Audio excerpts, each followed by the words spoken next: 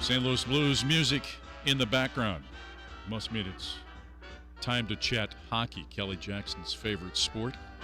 It's Oh, yeah. Top of my list. 15 degrees. I'm optimistic. 50 degrees. 50 degrees this weekend. Andy Strickland back on the Big 550 KTRS. Hey, Andy, good morning. Good morning to you, Mike. It's been a long time. How are you? I'm doing well. It has been a long time. A big game going on in Sochi right now as we speak. Well, there is. I mean, if you're talking women's hockey, because it just ended, USA lost to Canada. But was it 2-1 the final?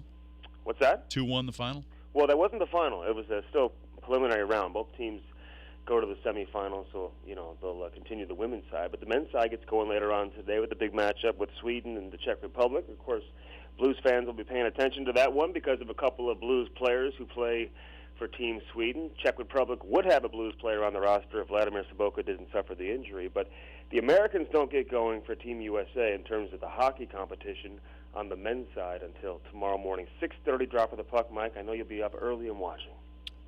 Yeah, when I referenced 2-1, I knew it wasn't the final round, but I think 2-1 was the final score. That Canada beat the U.S. women today. Canada beat the women.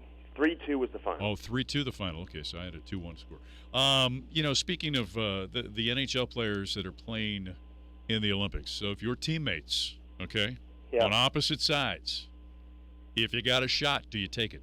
Absolutely. I think you have to. I mean, this is, at the end of the day, it's hockey. I mean, you're not trying to, injure your opponent, but at the end of the day, you're trying to win a gold medal. So if somebody's in front of you or in your way of preventing you from getting to that prize, you got to take your shot. Doesn't matter which team they're representing. It's interesting because I talked to a couple of these guys about that, prior to leaving for the Olympics.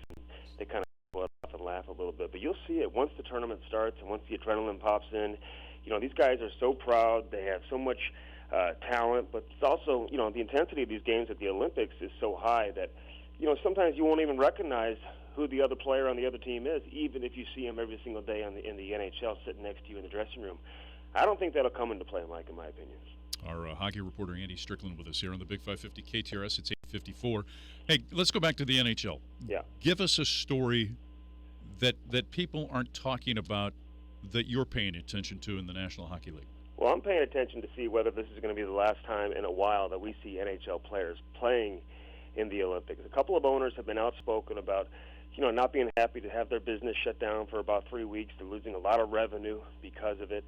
And let's face it, I mean, this game with Team USA tomorrow is going to air at 6:30 in the morning. And talking to officials with the National Hockey League, I talked to Deputy Commissioner Bill Daly just within the past week. He said they're going to evaluate things and then make a decision. But 2018, of course, the games will be in South Korea. And whenever you have these games going at 6:30 in the morning or 3 o'clock in the morning, I'm not so sure it's good business. One thing people don't pay attention to is that the NHL does not receive a single penny from NHL players participating in the Olympics. You can't show highlights of the games unless you're a rights holder. So it really kind of, handcuffs you from that regard. So I think it's great for a hockey fan to be able to watch the Olympics, having recognizable names participating in the tournament. And I think it's a big deal, especially to the European countries, when you consider how big international competition is over there, and you look at the Russian players playing in their homeland. But I think for the National Hockey League, it's something they're really going to look at and maybe have, bring back the World Cup like we saw a few years ago, where that competition would take place in September. If the games were in prime time here in U.S., or if the Olympics was in the United States or in Canada, somewhere in North America, I think they'd be more open to it. But I'm paying attention to see if this is the last time in a while that we see NHL players head over to the Olympics. Andy, if that takes place, how do the players respond?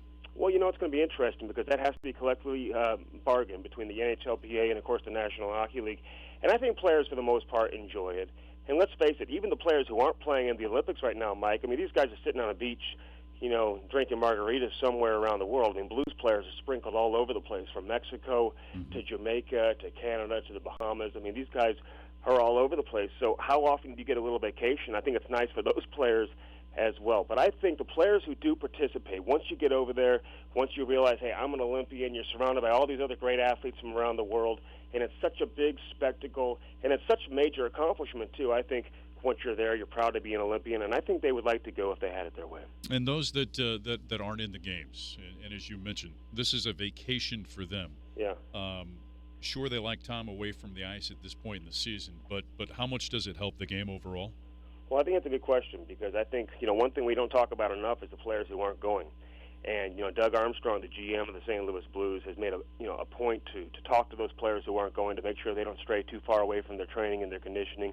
I know Nelson Ayotte, who is the strength and conditioning coach for the St. Louis Blues, he's given each of these players a program, and they're going to come back and start practicing again on the 19th.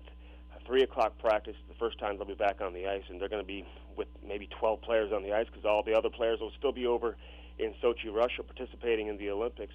So, I think it's going to be hard to kind of run a practice, and then these guys get right back at it at the end of the month in Vancouver. So I think the bigger issue isn't for me, for me at least, isn't for the players who are playing over in Russia. They stay, on top of their game. They're playing in great competition. They're around elite athletes. There's something to be said for a guy like, Jay Bouwmeester and Alex Pietrangelo for Team Canada to be in the same dressing room as Sidney Crosby, to pick his brain, to see how he prepares, to see how he goes about his business every single day. Same with the American players. So I think these guys have to take advantage of it, and the players who aren't playing need to be smart in terms of how they take care of their bodies. He is always a wealth of knowledge when it comes to cold steel on ice. That would be our hockey reporter, Andy Strickland. Great to talk to you again. Likewise, Mike. Tonight, 8 o'clock, Obie Clarks. We'll have a Hockey Sense live from Obie Clarks with myself and former Blues player Jamal Mayers, 8 o'clock on at Obie Clarks here on the Big 550. I'll see you down there because I'll be down there in the previous hour with Inside College Sports. Andy Strickland, thank you. All right, Mike. It is 8:58 in St. Louis, 15 degrees outside, heading towards a high of about 35 degrees. I'm Mike Kelly, filling in for McGraw-Millhaven.